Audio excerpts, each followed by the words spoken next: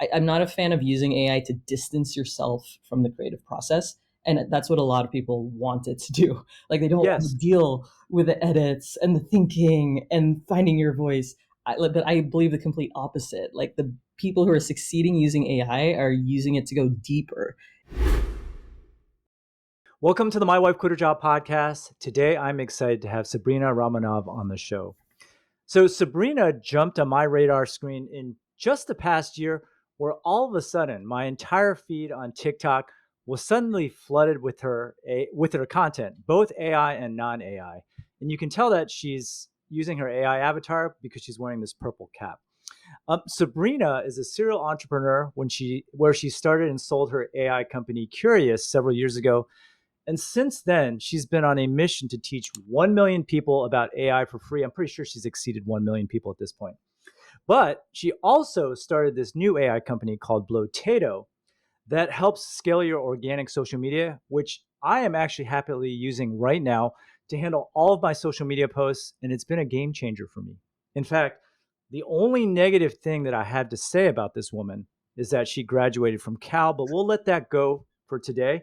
But in this episode, we're going to talk about vibe coding. We're going to be talking about scaling out your social media with the power of AI. And with that, welcome to the show. Yeah, thanks so much for having me. Yeah, go Bears. Yeah, right. Go Cardinal. Okay, so Sabrina, your posts are all over my feed, and I saw today. I saw a post from you about skipping out on college to do an apprenticeship, or just to create like 12 different projects. I'm afraid that I'm going to have to revoke your Asian membership Oh card for that no. post. I knew I that know post would that, be a little yeah. spicy. For Well, I know that you went into debt, right? Mm. Going to college. I mean, do you really? I kind of feel the way you do, but I'm not allowed to say that publicly. Yeah. Um, And because, and the thing is, I do make an exception for the top colleges. Like Berkeley was considered top college. Obviously, whatever one you went to, I'm just kidding, Stanford.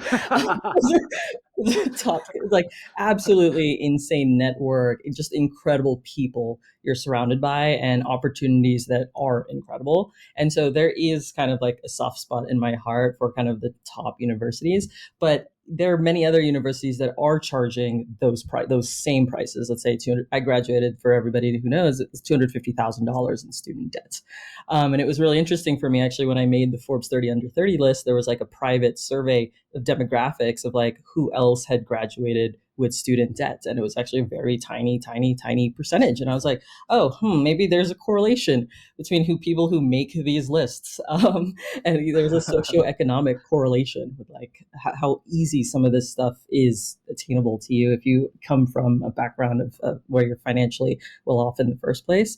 And I really loved Berkeley because it had that socioeconomic diversity for me. That was like huge.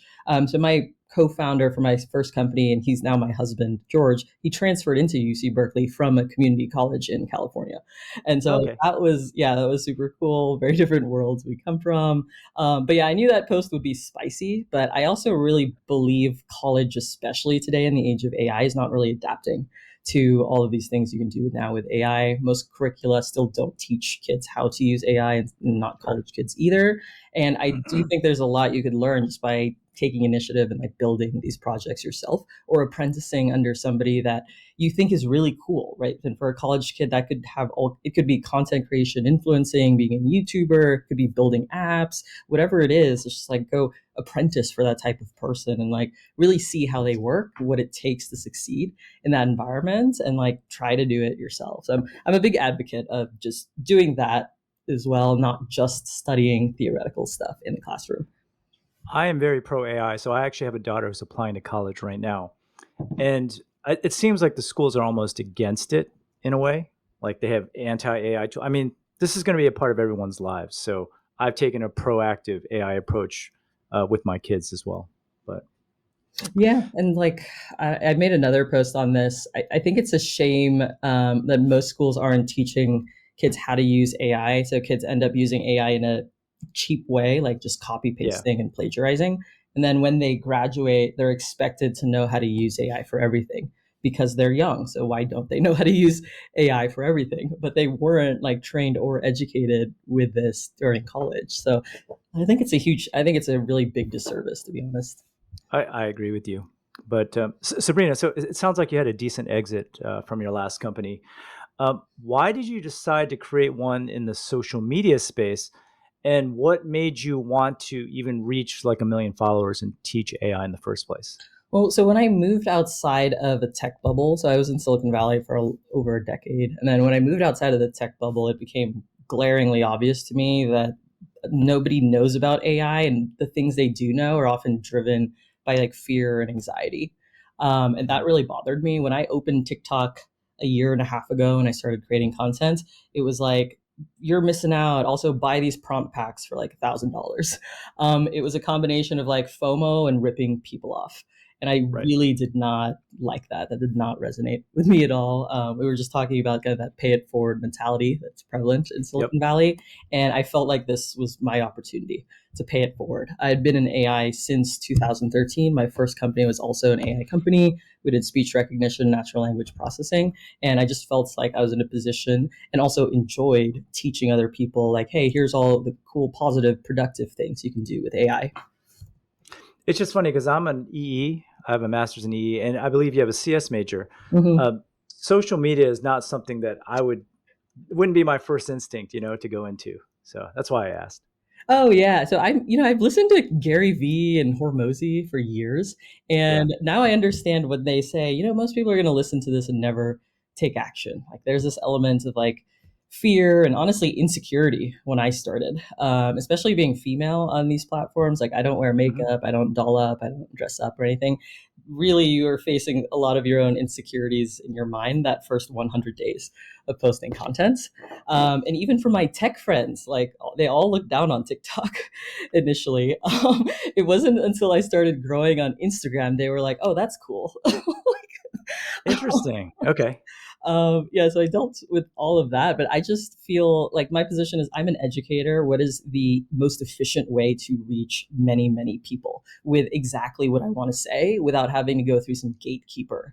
And so Yeah. when I thought about it in that way, I was like, well, social media makes the most sense. I can talk about what I want to talk about. The algorithms will try to find my audience for me, like people who actually appreciate the stuff that I'm saying, and it's free. Like anyone can get started. You don't have to like pay for PR. You don't have to pay for anything to start posting on social media and teaching folks what you want to teach.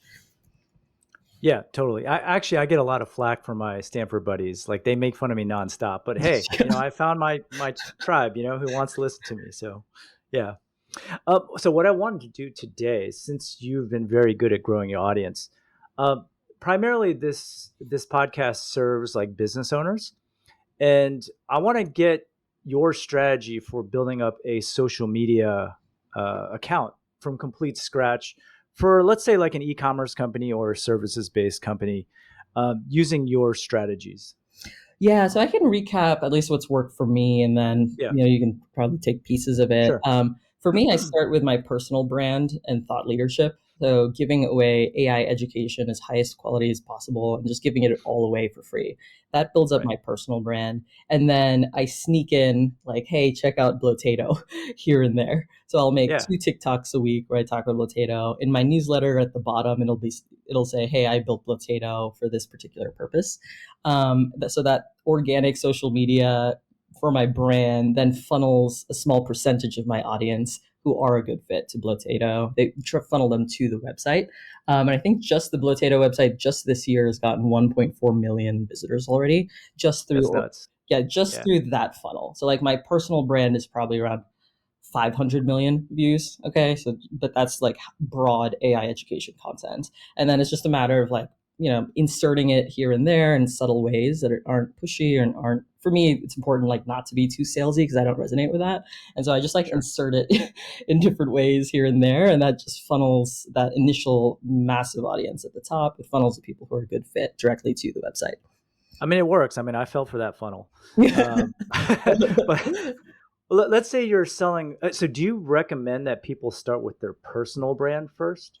I think it's very powerful. I know that a lot of people aren't willing to do that. I also don't think it's necessary for anything that's consumer facing. I see a Okay. lot of, for example, like B2C consumer mobile apps on TikTok. Most Yeah. of those I'm seeing succeeding do not have any face or personal brand at the helm because you want to find some repeatable viral format that you can then hire your UGC army of 100 creators to then replicate.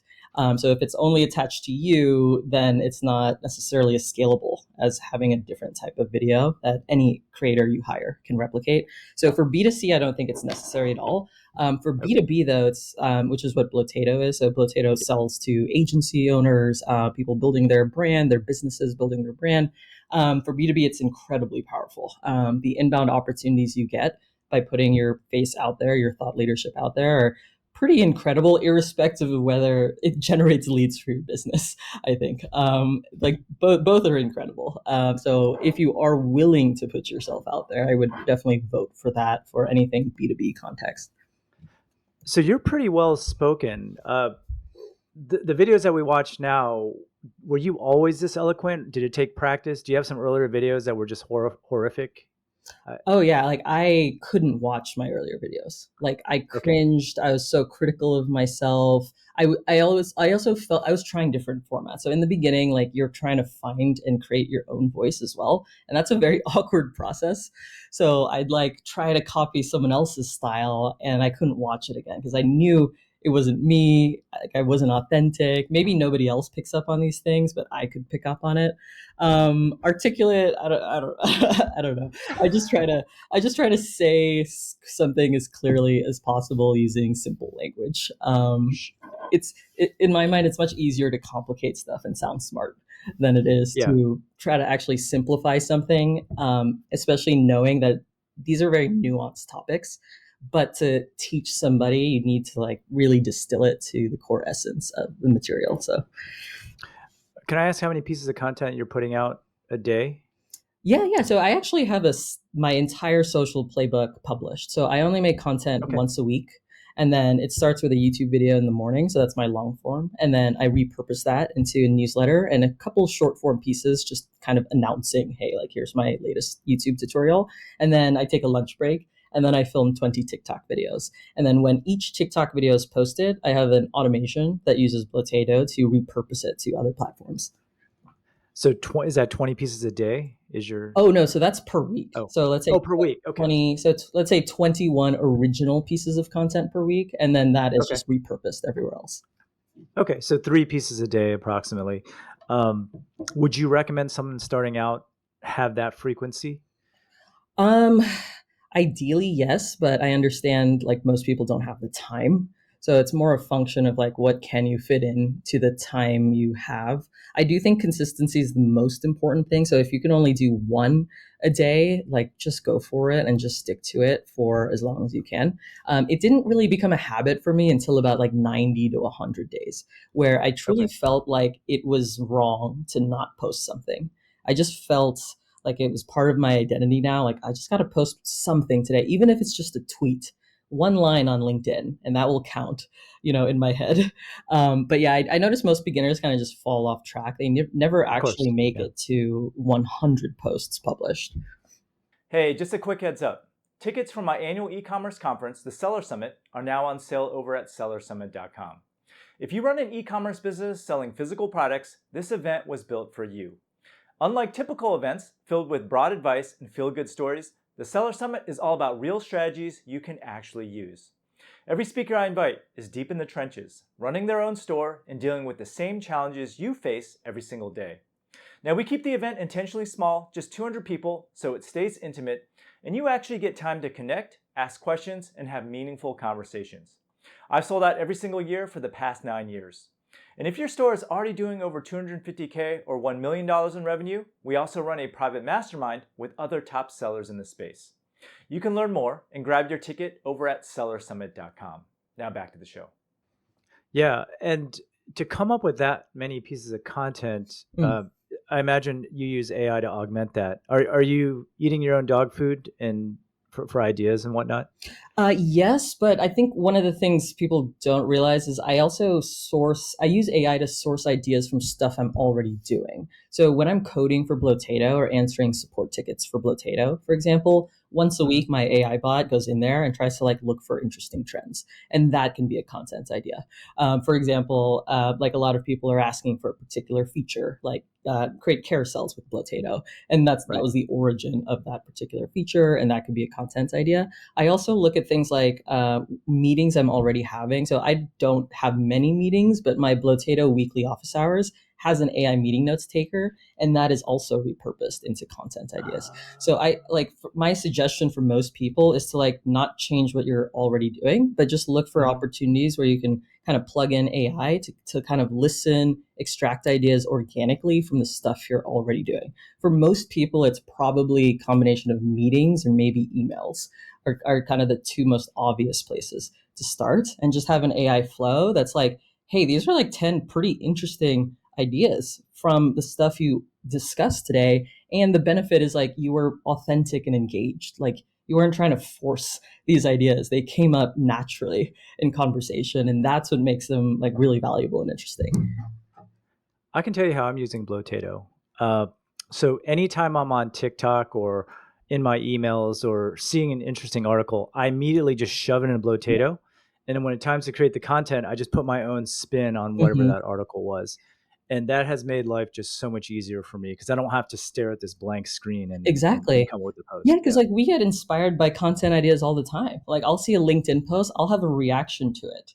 And so like I'll plug the post in Blotato, and then I'll use my voice dictation app. So a lot of people use Whisperflow. I use VoiceInk. And then I'll be like, well, this is what I think, and it's slightly different. And then Blotato kind of mashes them together, right? Do final edits and then publish it out. And that's like exactly the core use case it was built for. I know a lot of people ask me for full automation, but in my opinion, most beginner creators should not start with full automation. They should like take interesting ideas that they already have or that they see online, add their unique voice, and then publish it rather than trying to like automate everything from ground zero. I'm actually not a fan of full automation at all because I don't feel like what's generated reflects. It's never exact. I always have to edit. Yeah. So I'm actually curious. I've noticed you've used an AI avatar.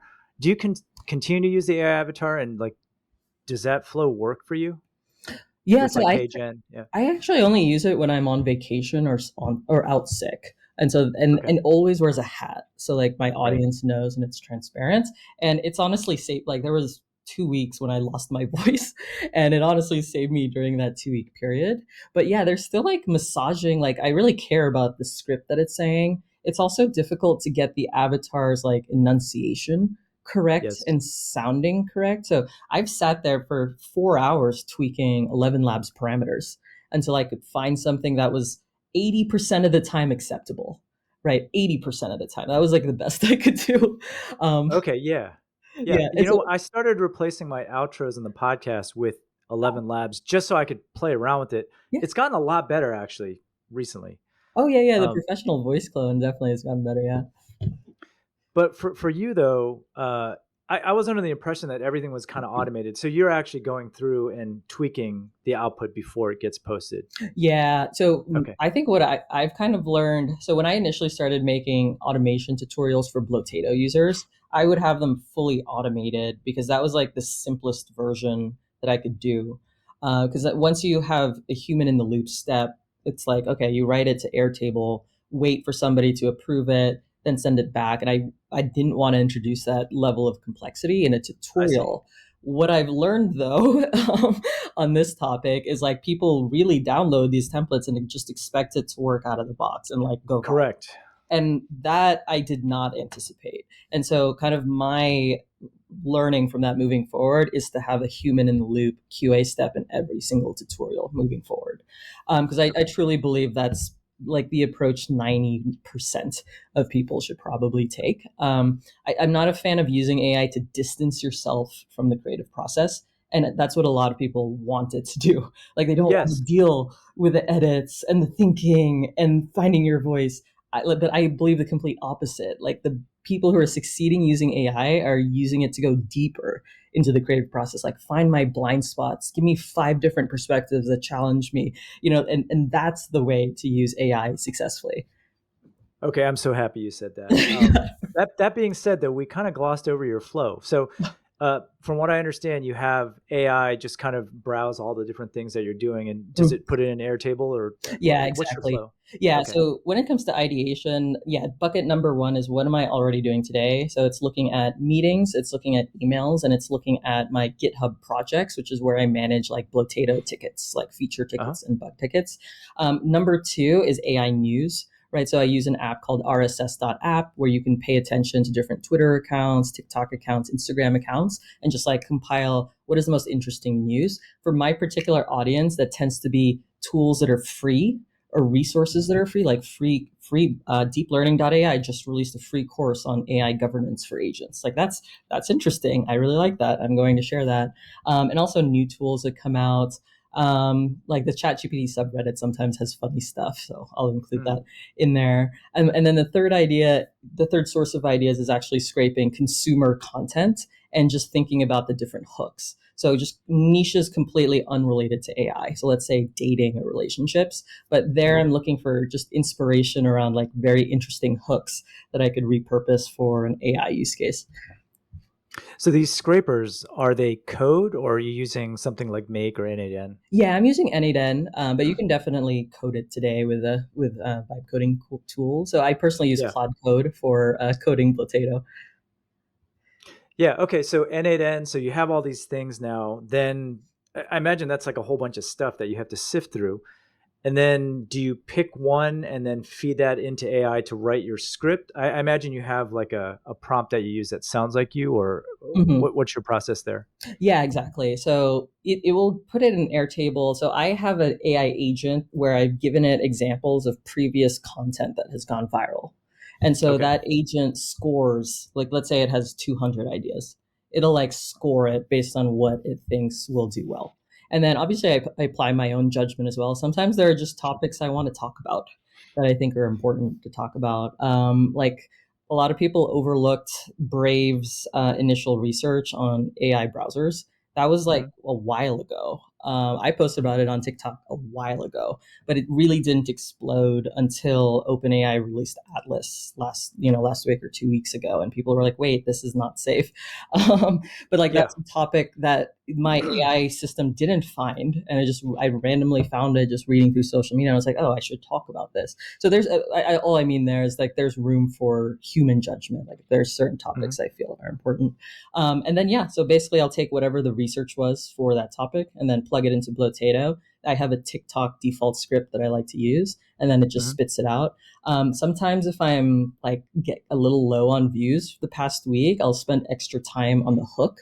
So I have another thing in Blotato called a viral AI coach, where you first record your video and then upload it. So I'll record like 10 seconds, the hook, including a visual hook, and then upload it to that viral AI coach to get an additional layer of feedback. I didn't even know that feature existed. Yeah, a It lot of people don't. But once you find it, it's really awesome, especially for beginners. So okay. you can upload an entire video, but it's really focused on analyzing the first 20 seconds. So it'll transcribe it, it'll analyze it visually for like the visual appeal of the hooks, and then it'll give you a scorecard of like how is the first hook, how is the second hook, etc. Okay. And so you record it first and then you use that. That's if I'm feeling like I need to work on like I want more views Okay. this week. I really need to work on the hooks. So. Yeah. My ego is like that too. If I'm low on views, my ego needs that fix, you know. Yeah. So okay, so for filming, Yeah. do you just kind of ad lib based off of notes, or do you Hmm. have a teleprompter? What do you use? So I only use a teleprompter if I'm literally reading a list, like otherwise I can't remember the list. Right. I don't normally use a teleprompter. So literally what I'll do, I don't have it here, but I just have like a selfie stick that holds my phone up. And then my Uh, computer with the notes from Blotato will just be like right there. So it'll just be like my okay. phone notes. I can just glance at it and wing it, honestly. And then that's it. That's the video. Okay. And then your routine is, do you do 3 a day, or do you just batch all 20 for like the week? I batch everything in one day of content creation. Okay. Okay. And then the rest of the time, I imagine, is working on Blotato. Yeah, people think People think it's the opposite. Like I must spend all my time creating content. I specifically built Blotato so that I don't have to spend all my time creating content, right? But yeah, most Yeah. of my week is like fixing bugs, building new features, and answering support tickets. Like that. That's pretty much it for the week. And then, assuming you follow this process of posting 3 times a week, or sorry, 3 times a day, when did you start seeing traction? Yeah, that's a good question. So, in the very beginning, I only posted one LinkedIn post a day. That Okay. was for a month. I actually had one LinkedIn post go viral, and it was about like the new way of building AI startups. That had a lot of interesting discussion. But I didn't Okay. start posting TikTok until maybe like June or July, and then it took like 3 months to get out Okay. of 200 view jail. Like my next milestone was 1,000 views regularly. And to do that from, I distinctly remember from 200 to 1,000, what made all the difference was using hashtags. Just using hashtag AI, hashtag ChatGPT, and that was it. Because I wasn't doing that before. I didn't realize that was a thing. Um, Right. Interesting. yeah, Okay. and then my very first video that did well, it was because I used creator search insights on TikTok, where it was like, oh, if folks aren't familiar with it, basically TikTok tells you what people are searching for, and you can Mhm. even find content gaps. So like maybe people are searching for voice AI apps, and there's a content gap for it, so you can make a video for that. And that was my first video ever that did more than 1,000 views. But Amazing. yeah, but this was 3 months in already, right? Right. And so if I had given up earlier, then like none of what's happened would have happened. I mean, most people don't make it to 3 months, and that's why I'm asking that question. Like, you got to stick through. In my opinion, you should stick with it for at least a year. Oh, But dude, yeah, in my mind, I was like, this is my 5 year commitment. Like right. 5 years. I just think of in terms of years. I don't even think in terms of weeks or months, you know? Yeah, no, I'm the same way. 3 to 5 years is my thing. So, and Blotato is like a long term thing for you Hmm. too. I would imagine, right? So let's switch gears a little bit and talk about vibe coding because I've noticed you talked a lot about it. I'm an EE, and I used to design microprocessors for a Oh, living. wow. You're a CS major. I hear you talk a lot about it. So, do you think the average Joe can do it effectively? Oh yeah, I mean, my Okay. 22-year-old cousin just quit his full-time job, moved in to our house. We call it a hacker house now, and he's on it. He just vibe coded his second app last night, which is I don't know if he's listening, but you basically take like a picture of your Instagram post and you get like a virality prediction score for it because he was marketing his first app, which was like a study tool for college students. He was marketing it on like TikTok and Instagram. He was like, "Oh, it'd be really cool if I also had this tool." And it's fully functional. You can sign up for it. I forgot the name of his new one. But yeah, he's 22 years old with absolutely zero background in technology. So I think vibe coding can work really well for simpler apps. But what I Okay. always tell people is like the goal of vibe coding is to hire a full time engineer. That's the goal. The goal is to like validate your MVP, get paying users, get it to the point where like people are like, why does this keep breaking? But that means they want to use it, you know? And then you have that validation and confidence and conviction to go hire like a real tech person to build the rest Yeah. out, maintain the code base, probably refactor 95% of the code base. That's what I did. Blotato, I vibe coded the first version with Cursor AI. I filmed Mhm. myself doing it, so it's on YouTube. I Oh, the whole thing? refactored. Oh yeah, yeah. Well, yeah, the MVP, like the version that got my initial set of 100 paying customers. It didn't even have publishing, by the way. Like that's how MVP it was. Like it was a social media tool. You couldn't actually publish it Right. to social media, but like the very core feature was just that remixing, that repurposing, right? Like Right. put in an article, get posts out in your voice or in a viral voice.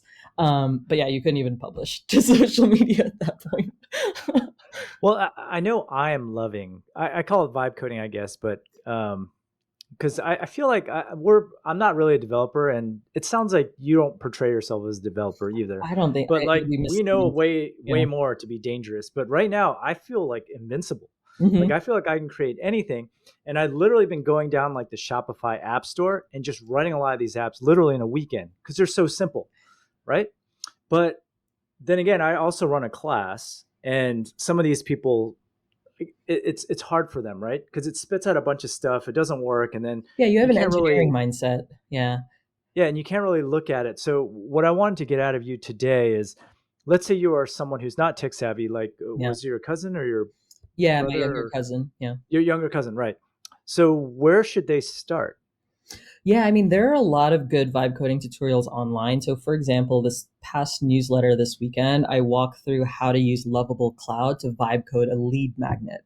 And I think a lead magnet is actually a pretty good starting point because you don't have like a complex backend, you don't need authentication, you don't need payment provider on top, Mhm. right? But this was still an interactive little app, meaning like you answered a bunch of questions, it spit out an ROI calculator and a personalized report, and you can even put in your email address so you can capture emails. In other words, it's a true lead magnet where people can put in their emails and stuff, and like things like that are a really good starting point. Again, not a very complex backend. It was really just storing your emails and responses that people put into your lead magnet. No authentication, no payment system either. Another example I vibe coded was my. Does that email go straight to a specific provider, or is it just It's putting on like a sheet or something? So Lovable Cloud, as long as you connect to your Supabase account, it will spin Okay. up the database, create the database schema, and then it will just insert the emails into Supabase. And then Okay. you can just click one button, you can grab everybody's emails right there. And so For everyone listening, Supabase is just like a database, and from what I'm understanding, there's no hooks into popular email providers. It just puts in a database that you can Mhm. extract and add it to your provider, right? Yeah, Yeah. Okay. exactly. And you Got it. could hook it up with something like Resend. So Lovable has a pretty streamlined integration with Resend if you actually want to send out emails from the app itself. But again, I Okay. would probably consider that like step two or MVP Right. two. The other example I was going to say, I just posted a video on this, is my AI agents and automations directory. It had 37,000 visitors in the past 3 months. It was vibe coded in just a few hours. And obviously, I'll put like a couple links there to Blotato so it helps drive Yeah. traffic to But that. I'm sorry. What did the app do? So it's just a directory of like automations. So let's say you're looking for marketing automations in N8N or Make.com. You can filter Yeah. like marketing, N8N is your platform, and then it'll just show you a bunch. You click on one, you can see like who made it, you can contact them for help, and you can download the template.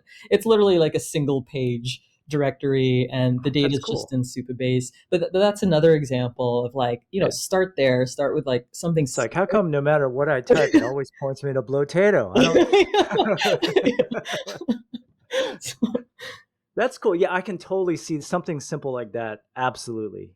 I didn't even know Lovable had a database Oh attachment. yeah, it's Actually, pretty I thought it new. was okay. Yeah, it was basically one of the biggest complaints, but it's called Lovable Cloud, and basically it'll manage your Supabase for you, set everything up because it was really annoying the way you had to do it before. Yeah, yeah. I thought it was only a front end before, so Yeah. I didn't know. Is that so? Is Lovable what you would recommend to someone just completely green to this? I think so. The other ones are strong as well. So I've been really impressed with emergent.sh lately. Oh, I haven't used that one. What Yeah, is and that? everybody I've shown it to, so it's similar to Lovable, but it can also build mobile apps. And instead of Supabase, I believe it's using Mongo, so the object storage. But it's really neat. Everyone I've shown it to has kind of been blown away by the level of polish that you get. With that Mhm. said, though, my husband and I on our last live stream, we actually tried building a mobile app live and submitting it to the App Store, and we almost got there. However, when we actually downloaded the code base and tried to build it locally before submitting it, there were so many issues with the emergent code base, like out of date libraries, things were missing. And so I would say it's not completely streamlined for mobile development yet, but Uh, it's a brand new player and it's incredibly promising. So I would probably recommend lovable.dev, emergent.sh, or I know a lot of people who also still love bolt.new, and that can also build mobile apps. so how do you distinguish? Because it's kind of dizzying. There's like a new platform every day. So I've been trying to train my son to use Replit Hmm. recently. Or do you use, what do you use Blotato? You use Cursor for Blotato For or Claude? Blotato, yeah. I mean, a lot of these did not exist at the time. Like Okay. Lovable, I had not even heard of. I don't think it had launched publicly at the time I was Mm, filming me vibe coding. So I was using Cursor AI. okay. And then, I mean, Cursor by itself is just, I mean, you were just generating code, right? And you Mhm. had your own platform for, okay, because you're a CS major. Yeah, yeah. Is your husband tech also? Oh yeah, so electrical engineering, computer science, yeah, from Ah, Berkeley. Yeah, we okay. actually met in our data structures class in undergrad, and we had like one of the hardest professor. Everybody, at least from Berkeley, knows him. And the beginning of the class was like 150 people. By the end, Wow. it was like 25. So I can't remember if that was a weed out class. I don't remember if it was, but yeah, for CS majors. All right. So if you're new, it sounds like Lovable, you can make simple apps. Lead magnets is a good use case, I think. Um, for you, it sounds like you end up hiring developers then? And you said um, you had to refactor all your no. code, or are you maintaining it? No, Okay. I'm maintaining it. Yeah. And so I don't use Cursor AI anymore. So I've definitely switched to Claude Code, which I highly, highly recommend if you have a complex existing code base. But yeah, it's a lot of work. I will say. I think I forgot how much work a startup is. So I'm building my brand solo. I'm also building Blotato solo. Um, for me, it's more of like an intellectual challenge. How far can I go solo? I'm not at all saying I believe that's the optimal approach if my goal is only to optimize revenue. I can definitely see like it would be really nice to have another developer. For example, if I'm doing marketing, then suddenly like product development just stops because like my focus is on marketing. Like I'm traveling to an event next week and like I'm not going to be able to publish new features. I'll be able to barely maintain the code base, maybe fix a few bugs, but yeah, it's been a lot doing it all solo. Isn't that your husband's job? No, I mean, no, he has a totally different set of ambitions. So he wants to no, work with a gaming company. what you're doing is actually my dream. What I fear is actually the support. Mm. Um, and I know I've asked you a couple of questions on Blotato, and I never wanted to press anything just because I know Oh, like you're busy doing other things. But that has been my greatest fear because yeah. you always underestimate someone's technical ability, or Mhm. overestimate, I should say, Yeah. for any tools. What has been the biggest challenge for you with Blotato, actually? I think it's exactly that. Because like I'm in it every day and I don't see what other people see. Like when the remix screen to me made sense, I showed it to some other creator friends. They're like, "Yeah, I get it." But the typical person who doesn't have a strong background in content creation, they're just like, "I don't know what to do at this step." And so my biggest challenge has just been like almost being less technical or like simplifying it or streamlining the flows for beginners to kind of get up Yeah. and running. Even to this day, I don't necessarily recommend Blotato to absolute beginners. Like it's really helpful if you have been trying to create content on your own for a little bit, so you can kind of understand like, oh, repurposing it. Oh, here's I just add my own voice. Okay, here's my content calendar. I can schedule it out. But yeah, that's been a big challenge. Support is also definitely a big challenge to scale. It's tough. Like I get 100 to 200 support tickets a day. And yes, I have Yeah. an AI support bot that does it and does a pretty good job, but you still have to like update the knowledge base all the time. Like I just pushed a new feature where you can now schedule through the API, schedule a post to your next free slot. I have to update the documentation, update the AI bot so it refreshes its knowledge base. Yeah. Look for anything else in the documentation that might have outdated knowledge, and I use Claude Code to help me with that, like identify things that are outdated. But it's a lot of work. Like it really, really does add up. So So you don't have a dedicated support person? Is it yeah, a one man show right it's now literally still? yeah. People are really surprised when I just hop in the support chat, and I'm like, oh hey. Amazing. Okay. So that is one way to reach me, I guess, if you really want me to reply. Yeah. So it sounds like support is really the pretty much the only manual thing that you have to take care of outside of the coding, which is Mm. for me, it'd be the fun part. Like, Oh. yeah. Well, yeah, it's mostly fun, I think, when I get to work on new features, but it's honestly a lot of plumbing. Like the social APIs change or the I documentation's know. horrendous. Like if anyone here has tried to actually, integrate with the social APIs, it's pretty like tedious, I'll say, is a nice way of saying it. But yeah, like that stuff is not that fun for me, Yeah. honestly. But I have to do it, and it's probably like 60% of the work I do is what I consider plumbing, like not really that fun at all from a developer perspective. I'm using this tool called Repurpose. Actually, I was considering just writing my own version of Blotato, but then you're right. I walked through like all the documentations, and then there's these tokens that expire, and then all of a sudden you have to manage. I'm like, screw it, Yeah, I'm just going to yeah. basically. Yeah. Um, okay, so to code something like Blotato sounds like it's much more involved for someone, but Well, so for like, I will say I yeah, think you could build the same MVP I built in probably a few hours now with how mhm, vibe coding tools have evolved. But I yeah, always like to caveat people that when it comes to building product, launching it and getting users is the start of your product development journey. So like yeah, to build Blotato, what it is today would take like significantly more work than just spinning it up in Emergent. But you could oh yeah. definitely build the initial first version V2, V3 in Lovable or Emergent today for sure. Well, it's all fun and games when you're the only one using Yeah, it with your friends, exactly. right? As soon Yeah. as it gets released to the masses, all hell breaks loose. Um, okay, there's one more thing I wanted to talk to you about, which I'm drawing a blank now. But Sabrina, where, in terms of your marketing, what has been your most effective way to just get users actually onto Blotato? I would say tutorials on YouTube. Okay, Because it's long form or long form, okay, because I think it's attracting people who are very much already looking for a solution and already pretty educated on the problem. Especially for the API, I would say the YouTube long form tutorials with like automation templates has been the primary driver of API users. For the non API users, Instagram has actually been pretty good as well. So posting videos as well as carousels are just different features that I have.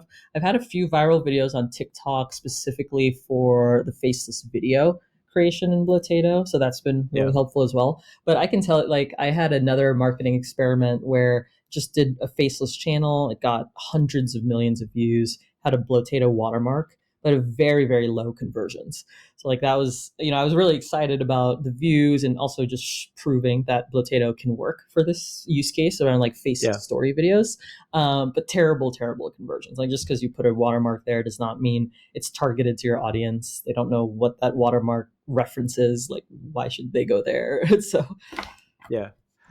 So it seems like you're using short form for awareness and then the long form YouTube videos to actually convert them into customers yeah, exactly. for the most And part. that's how Okay. my entire kind of brand funnel is laid out. Like I kind of Okay. assume short form content. It's just not as authority building as long form content. So I want all of my social short forms to link back to my YouTuber newsletter. Okay. And then your newsletter, is it once they sign up or no? That's right. You have an AI newsletter, Yeah, that's right? separate. Okay. So Right. my goal for social is like everybody on my email list. Got it. It's by far highest ROI, and I had always heard that as a creator, but I don't think I like believed it until I saw it myself. But it's really nice having control of your own distribution list and not being at whims of the algorithm every other week. Yeah. And I know you have a Discord group also, right? Is that one of your primary lead gens also? Like, No, is it email? yeah. No, it's not. Okay. Yeah, so the Discord. So I just created a Discord community for women building in AI, just because honestly it can get lonely, and I just wanted to meet more other women builders in AI. Okay. But it's a Yeah. pretty small group, like a couple hundred women, and we're testing it out in school as well. We're trying to figure out like should we stay in Discord or should we move over to school? Hmm. I love Discord because of the coding aspects. Uh, I said you too, right? It's like infinitely powerful. yeah, Yeah. I grew up playing video. I have three brothers, so I grew up playing video games, and I've used Discord for as long as I've known. So I can tell just by your chairs. yeah, oh Um, yeah. so, but Sabrina, hey, it's been great talking to you. If people want to sign up for your newsletter or check out your tool, Yeah. where can they go? What's the best place? Yeah, so for my newsletter, go to sabrina.dev. And that's Okay. honestly, yeah, the best place. Okay. Awesome. Well, thank you so much for your time. I really appreciate it. Yeah, thanks so much for having me.